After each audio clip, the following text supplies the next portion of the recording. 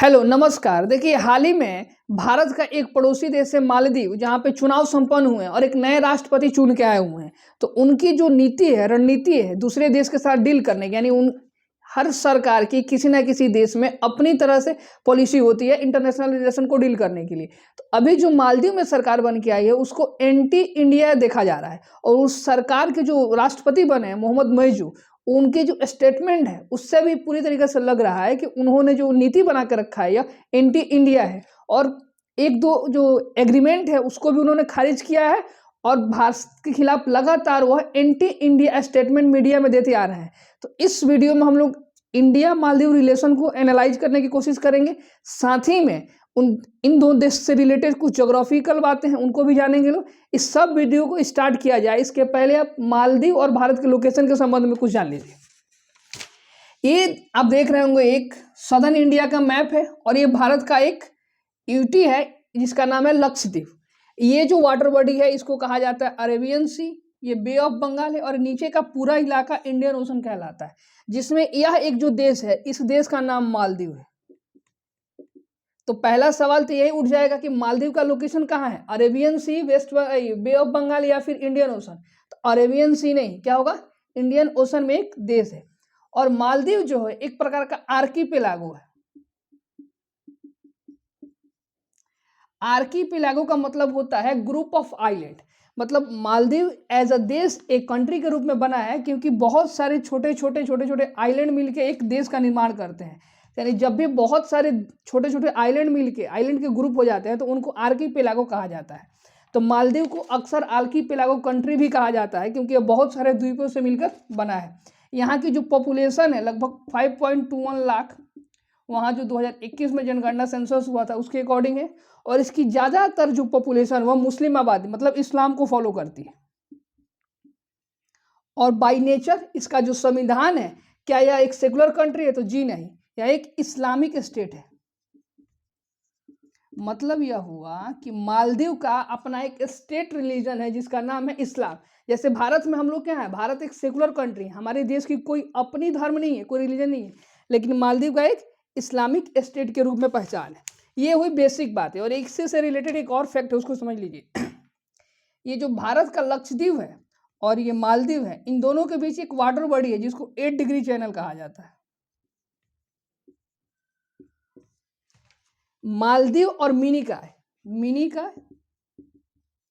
लक्षद्वीप का एक छोटा सा आइलैंड है उससे, और ये मालदीव से दोनों के बीच एक चैनल अलग करता है, उसका नाम है 8 डिग्री चैनल। तो 8 डिग्री चैनल किन दो पार्ट को सेपरेट करता है, तो लक्षद्वीप का मिनी का है और एक मालदीव देश। मालदीव की कैपिटल क्या है, माले। इसको मेल नहीं पढ़ते हैं, माले पढ़ते हैं। अब थोड़ा सा हम लोग समझते हैं कि रेसेंट जो डेवलपमेंट हुआ यह क्या हुआ। वहां जो प्रेसिडेंट चुन के आए हुए हैं मोहम्मद मोइजू, ये जो है ये जिस पार्टी को बिलोंग करते हैं उसका नाम है पीपी, मतलब कि प्रोग्रेसिव पार्टी ऑफ मालदीव। और इनका जो कैंपेन के दौरान मतलब जो प्रचार होता है, उन्होंने इसमें कैंपेन चलाया था, इंडिया आउट कैंपेन।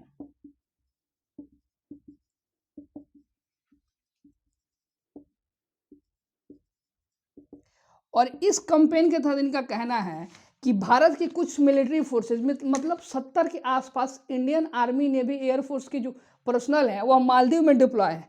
और भारत ने अपने कुछ आर्मी एयरफोर्स नेवी के मेंबर को यहाँ इसलिए डिप्लॉय कर रखा है कि भारत की बहुत सारी प्रोजेक्ट जो गवर्नमेंट के द्वारा भी फंडेड है और हमारी प्राइवेट कंपनियां भी यहाँ काम कर रही हैं। जैसे कि मालदीव जो है, मालदीव का जो कैपिटल मेले है, ये जो माले है यह एक आइलैंड पर स्थित है जिसका नाम है मेल एटॉल। और फिर एक नया शब्द आया एटॉल, क्या है तो समझिए, जब एक कोई छोटा सा आइलैंड चारों तरफ से वाटर बॉडी से घिरा होता है तो उसको हम लोग एटॉल भी कंसीडर करते हैं, यह कोरल रिलीफ से रिलेट करता है। तो मालदीव के एक दूसरा द्वीप और मेले कैपिटल से जोड़ने का जो ग्रेटर माला प्रोजेक्ट चल रहा है, उसमें भी जो फंडेड है वो इंडियन गवर्नमेंट के द्वारा फंड किया जा रहा है। तो हम लोग अपनी सिक्योरिटी मतलब अपने संपत्ति को बचाए रखने के लिए कुछ आर्मी एयरफोर्स नेवी के पर्सन को यहाँ डिप्लॉय किए हुए, जबकि इन व्यक्ति का मोहम्मद मेजू का यह कहना है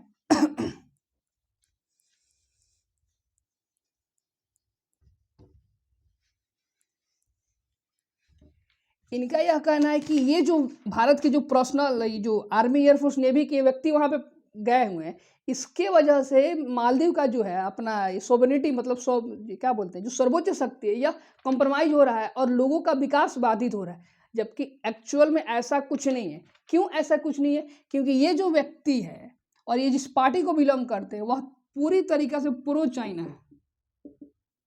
इनका जो अप्रोच है यह प्रो चाइना, मतलब इनकी जो नीति है वह पूरी तरीके से चाइना की तरफ टिल्ट रहती है।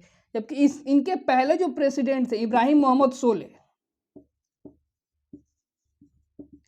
यह पूरी तरीके से इनके जो नीति थी यह प्रो इंडिया थी या इनका नीति था इंडिया फर्स्ट। जबकि मोहम्मद मैजू की पॉलिसी क्या है? इंडिया आउट कैंपेन, मतलब यह कह रहे हैं कि इंडिया दो देशों के बीच रिलेशन तो रहेगा लेकिन आपको हम लोग स्पेशल प्रेफरेंस नहीं देंगे। क्यों? क्योंकि आप मेरे पड़ोसी हैं इसलिए नहीं देंगे, हम चाइना के साथ अपने संबंध को रखेंगे। और मालदीव जो है चाइना का BRI प्रोजेक्ट जो 2013 में शुरू हुआ और शी जिनपिंग की ड्रीम प्रोजेक्ट है उसका भी एक पार्ट है। और समय समय पर आप देखिए ये जो भारत का लोकेशन और यहाँ जो मालदीव है यह समय समय पर चाइनीज वेसल्स मतलब कि यहाँ पे मिलिट्री यान भी ले आकर रोकता रहता है। और ऐसा न्यूज भी है कि मालदीव अपने एक आइलैंड को चाइना को लीज पे भी दे चुका है।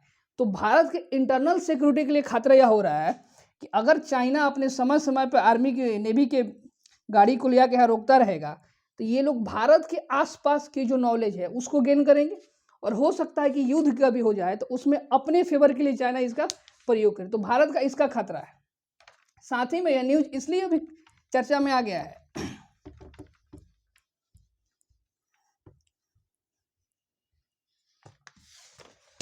2019 में जब मोदी जी मालदीव गए हुए थे तो वहां के प्रेसिडेंट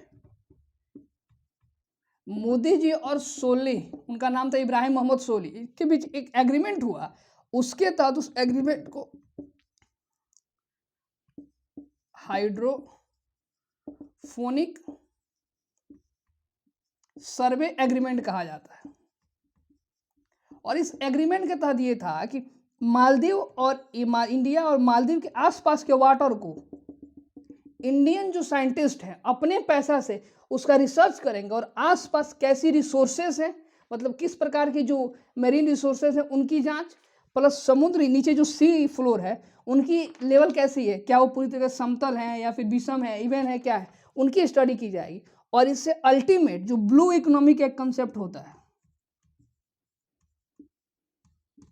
अब ये ब्लू इकोनॉमी क्या है तो आप समझिए, जब भी कोई भी इकोनॉमिक एक्टिविटीज समुद्र से रिलेटेड हो, मतलब कि वाटर से कि फिशरीज, जितने भी मरीन रिसोर्सेज से कोई इकोनॉमी डेराइव होती है या फिर आगे ग्रो करती है तो उस प्रकार की इकोनॉमी को हम लोग ब्लू इकोनॉमी कहते हैं। तो मालदीव के लिए भी ये काफी बेनिफिशियल था और इंडिया के लिए तो था ही। जबकि ये जो प्रेसिडेंट बने हैं मोइजू, इनका कहना है कि इस प्रकार का सर्वे जो हो चुका अब नहीं होगा, यानी कि इस एग्रीमेंट को भी मैं डिसरिगार्ड करता हूं और खत्म करने की घोषणा कर दिया हूं। इसी वजह से इंडिया और मालदीव का रिलेशन जो है यह चर्चा में आ गया है। जबकि इंडिया और मालदीव का रिलेशन काफ़ी पुराना है और हम लोगों ने समय समय पर काफ़ी मालदीव को हेल्प भी किया है। इसके लिए भारतीय आर्मी, एयरफोर्स, नेवी और भारत की सरकार ने कई प्रकार के ऑपरेशन को चलाया है। 2-3 ऑपरेशन है जो भारत सरकार के द्वारा चलाया गया मालदीव से रिलेटेड, उसको भी जान लीजिए।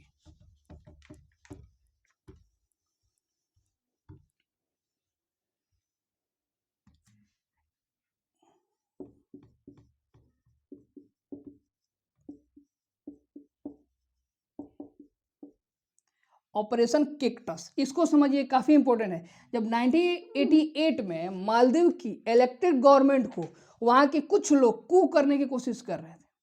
ये जो शब्द है COUP, इसको कूप नहीं पढ़ा जाता, इसको कू पढ़ा जाता है।